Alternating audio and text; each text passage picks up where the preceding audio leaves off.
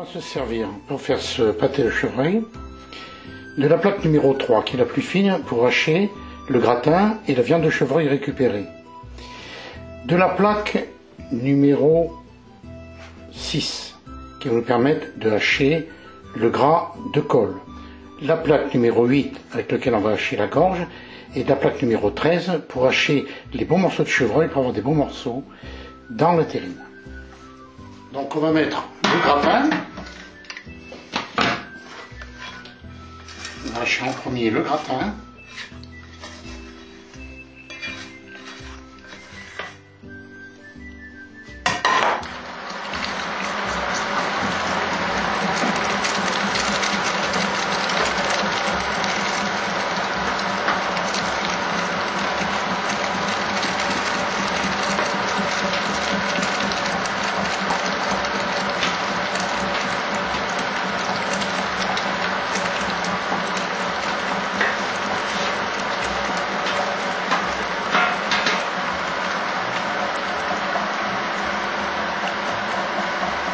Nous avons le gras de col et le chevreuil, les morceaux de deuxième choix qui vont être hachés à cette plaque-là, c'est-à-dire la plaque numéro 6.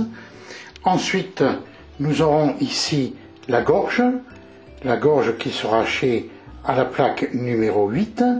Et enfin, le chevreuil, les beaux morceaux de chevreuil qui seront hachés à la plaque numéro 13.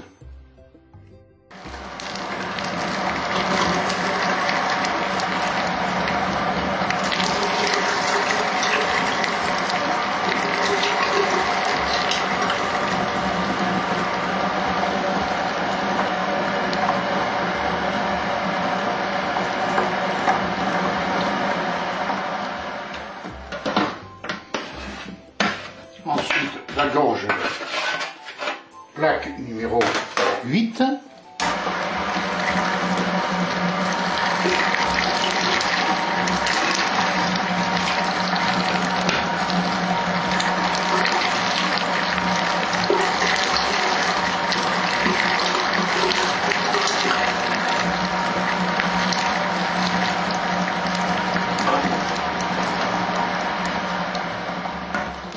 Alors, les bons morceaux de chevreuil vont être hachés à la plaque numéro 13.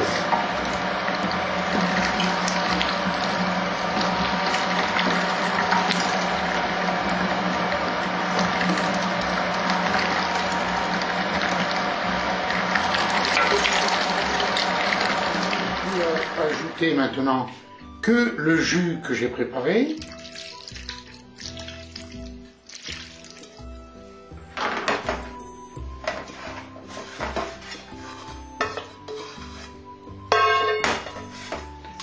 Les œufs, 2 œufs par kilo.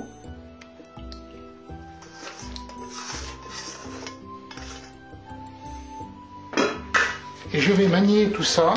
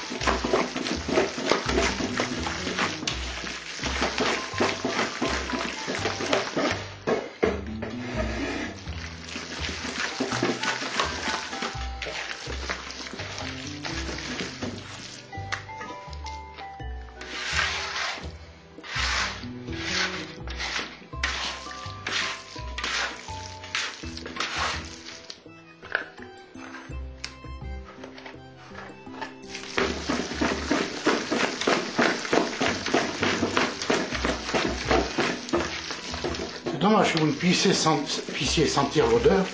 C'est vraiment une odeur extra, compte tenu de ma technique de travail, du gratin, du jus. Tout ceci fait pour avoir un pâté qui soit moelleux et qui ait du goût. On peut encore changer les parfums, mettre autre chose, mais là, avec le gibier, je trouve que ça va très bien. On a vu jusqu'à maintenant, pour barder une terrine, pour faire une terrine, de barder ou de graisser et de recouvrir de crépine. Là, je vais faire une autre technique. Ça va me permettre de faire une autre technique. Je vais donc mettre...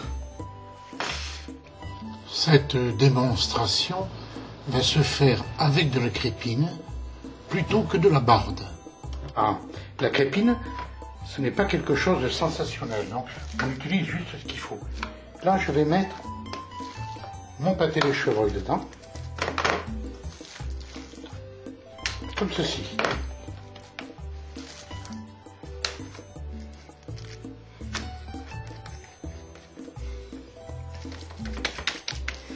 Ensuite, je vais mettre ma crépine. Donc, sans trop doubler.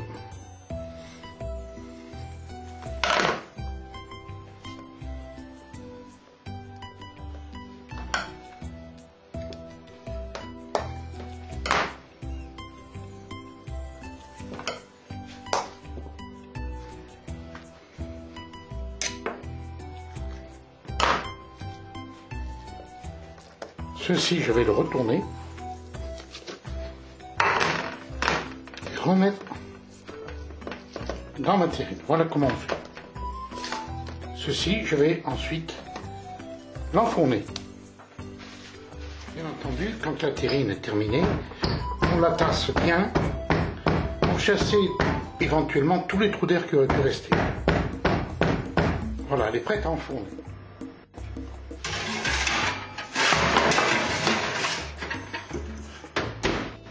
Au bout de 20 à 30 minutes, la terrine a pris une jolie couleur.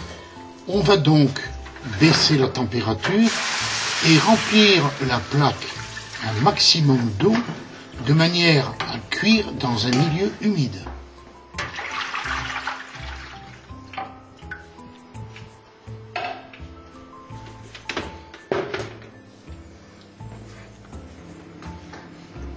On réduit donc la température à 120 degrés et l'on va cuire environ 3 heures de temps.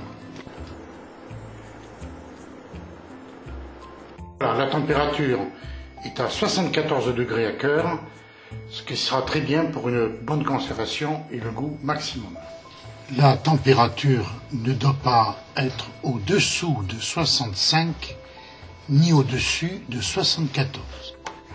Après un refroidissement de 24 heures en chambre froide, on va pouvoir entamer le pâté et regarder la coupe et le goûter.